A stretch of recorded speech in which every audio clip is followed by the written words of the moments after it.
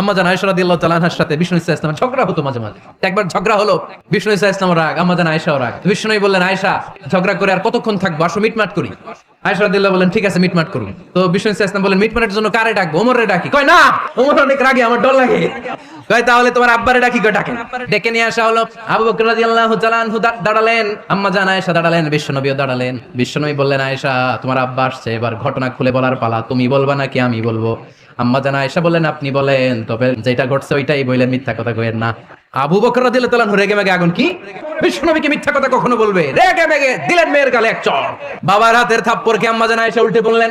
সাইয়েদনা আবু বকর রাগে গড়গড় করছেন, আবার মারার জন্য তেড়ে গেলেন। এবার বাঁচার জন্য আম্মা জান আয়েশা বিশ্বনবীর পিছনে যে আশ্রয় নিলেন, বিশ্বনবী বাঁচানোর জন্য দুই হাত মেলে দাঁড়িয়ে গেলেন। বিশ্বনবী যখন দুই হাত মেলে দাঁড়িয়ে গেলেন, সাইয়েদনা আবু বকর রাদিয়াল্লাহু আনহু থেমে গেলেন।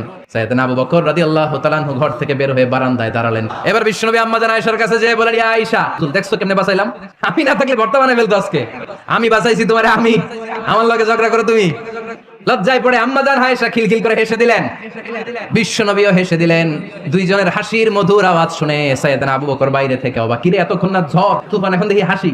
সালাম দিয়ে অনুমতি নিয়ে ভিতরে ঢুকলেন। ঢুকে দেখেন আম্মা জান আয়েশাও হাসে, বিশ্বনবীও হাসে।